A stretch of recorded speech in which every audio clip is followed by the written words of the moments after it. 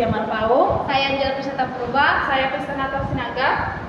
Pada video kali ini kami akan mempresentasikan hasil dari diskusi kami yang berjudul 5 komponen utama kurikulum pendidikan agama Kristen, Analisis pendidikan agama Kristen.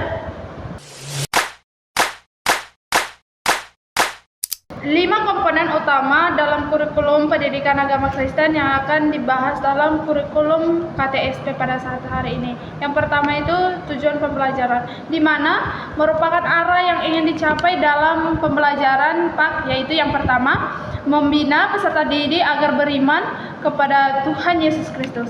Yang kedua itu mengembangkan karakter Kristiani seperti kasih, kejujuran, tanggung jawab, dan integritas. Yang ketiga itu mendorong peserta didik untuk hidup sesuai ajaran Alkitab. 2. Standar kompetensi dan kompetensi dasar. Ini membahas yang dimana adalah inti dari kurikulum berbasis kompetensi, di mana standar kompetensi membahas tentang pernyataan umum tentang kemampuan yang harus dimiliki siswa. Kompetensi dasarnya yaitu penjabaran SK atau standar kompetensi dalam bentuk kemampuan yang lebih spesifik dan terukur.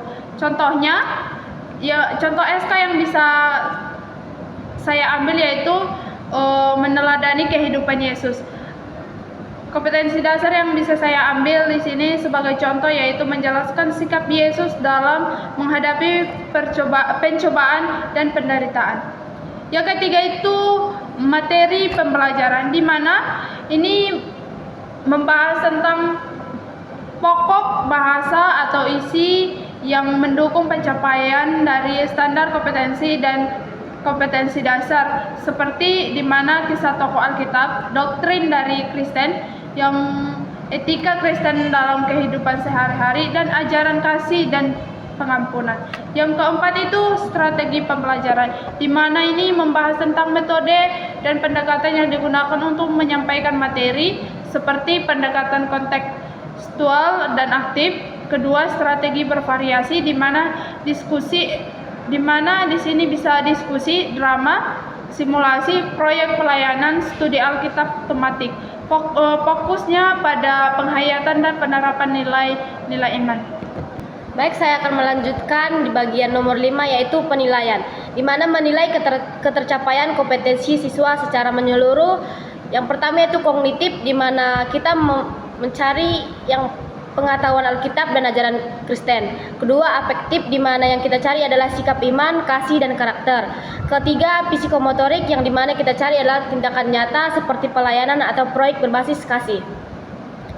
Kedua yaitu analisis kurikulum pendidikan agama Kristen menurut kurikulum KTSP. Yang pertama yaitu konsep dasar kurikulum KTSP. Kurikulum KTSP mulai diterapkan di Indonesia tahun 2006 dan merupakan penyempurnaan dari kurikulum 2004 KBK atau karakteristik utamanya. Yang pertama yaitu desentralisasi pendidikan.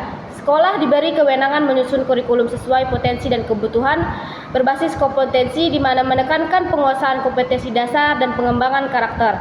Ketiga, kontekstual, di mana disesuaikan dengan kondisi lokal dan menekankan peran aktif peserta didik. Kedua, tujuan pendidikan agama Kristen yang dalam KTSP. Yang pertama, tujuan utama PAK dalam KTSP adalah 1. Membina iman kepada Tuhan Yesus Kristus, menumbuhkan sikap hidup yang sesuai dengan nilai-nilai Kristiani, mengembangkan pribadi yang utuh berdasarkan kasih dan kebenaran, menjadi saksi Kristus dalam kehidupan sehari-hari. Ketiga yaitu struktur kurikulum PAK dalam KTSP. Dalam KTSP, struktur mata pelajaran PAK mencakup 1. Standar kompetensi, 2. Kompetensi dasar, dan indikator pencapaian hasil belajar. Contoh struktur kurikulum PAK dalam KTSP untuk SMP adalah memahami karya Allah dalam kehidupan manusia, dan kompetensi dasarnya yaitu mengidentifikasi kasih dan pemeliharaan Allah dalam kehidupan tokoh Alkitab dan diri sendiri. Saya akan melanjutkan presentasi yang berikutnya yaitu pendekatan dan metode pembelajaran. Pendekatan kontekstual atau contextual teaching and learning. Siswa aktif menggali nilai Alkitab dalam kehidupan nyata. Metode bervariasi contohnya yaitu seperti adanya diskusi, studi kasus, bermain peran, refleksi, dan proyek pelayanan. Yang selanjutnya itu adanya penilaian. Penilaian dalam pendidikan agama Kristen KTSP mencakup yaitu kognitif, pengetahuan Alkitab, doktrin, afektif seperti sikap, nilai, dan karakter murid, psikomotorik yaitu tindakan nyata, pelayanan, dan keterampilan. Yang selanjutnya yaitu adanya kelebihan PAK dalam KTSP. Fleksibel, sekolah dapat menyesuaikan dengan konteks lokal, menekankan nilai karakter dan spiritual, mengintegrasikan nilai iman dalam kehidupan nyata. Yang selanjutnya itu kelemahan dari KTSP ini adanya ketergantungan pada kompetensi guru dalam merancang kurikulum. Belum semua sekolah mampu membuat perangkat ajar yang maksimal. Sekian presentasi dari kelompok kami ucapkan terima kasih.